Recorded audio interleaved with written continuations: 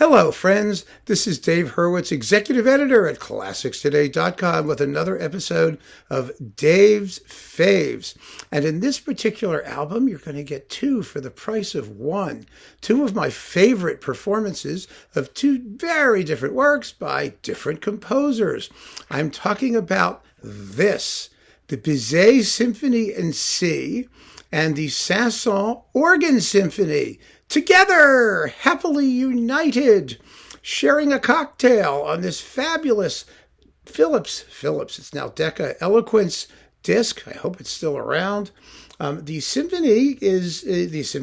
performers are for the Bizet Symphony in C and Jeux d'Enfants, Bernard Haitink in the Concertgebouw, who I think was my, however, choice in this work. And for the Saint-Saëns, we have Edo de Waart and the San Francisco Symphony. This was de Waart's second recording. This is a work that was really in his wheelhouse.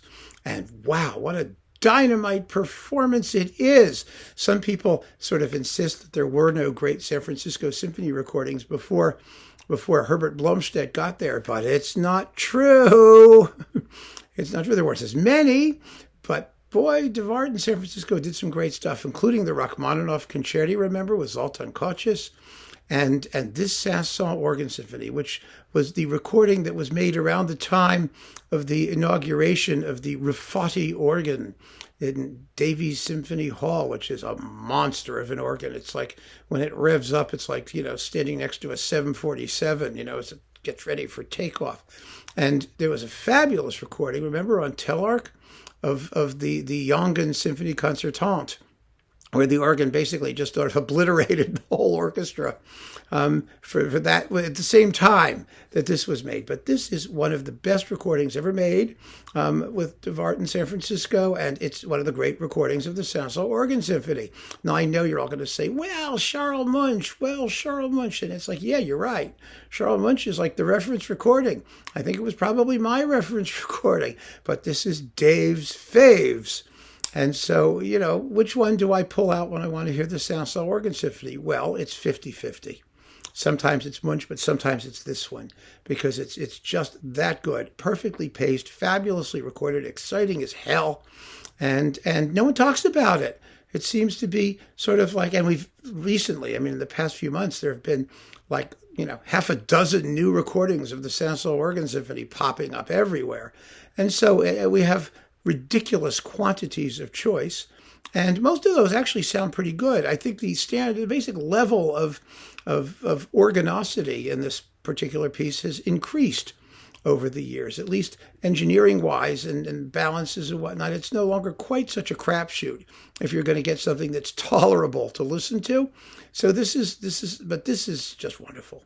It's absolutely wonderful. However, we have to talk about Bizet. Now, I did a long talk. One of you just asked me, please do the Bizet Symphony. Well, I want to do the Bizet Symphony. I'm always ready to do the Bizet Symphony because it's such a fabulous work. And I did a talk where I went through an awful lot of recordings of the Bizet Symphony, because there are many, many out there, and many very fine ones. It's not a tough piece to do. It's a slightly tricky work in terms of pacing. And you've got to have a fabulous oboe soloist for the second movement. And generally speaking, it just has to sound fresh and lively and vivacious. And you have to be a little bit, he was only 18 or something when he wrote it. It's a student work. But it's so tuneful and so charming and so just full of potential.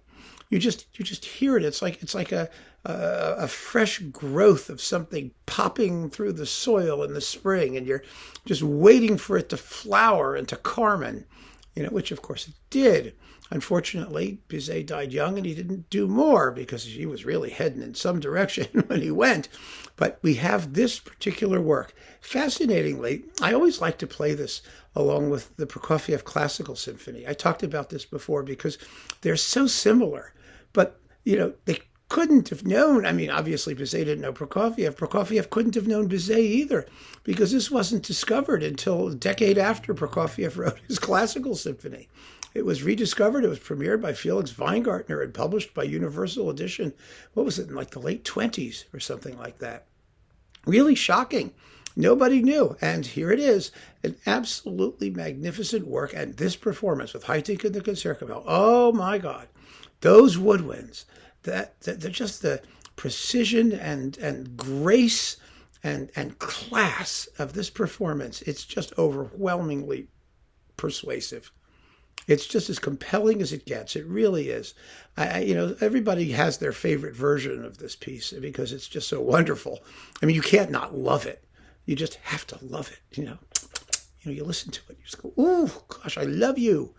It's like a little puppy. It's so adorable that you just fall for it.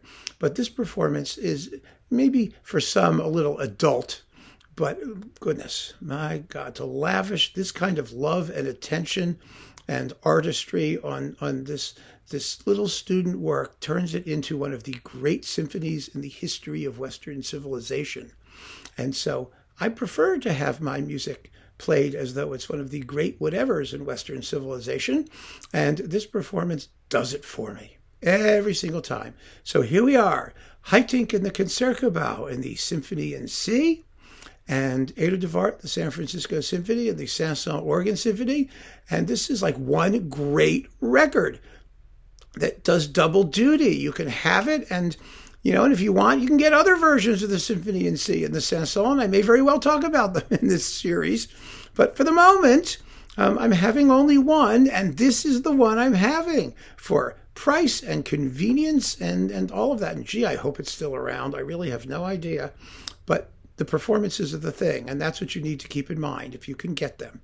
So keep on listening, friends. Thank you so much for joining me for this episode of Dave's Faves. Don't forget, the playlist for all the Dave's Faves videos is in the little caption below this video so that you can sort of cruise around as you please. Take care.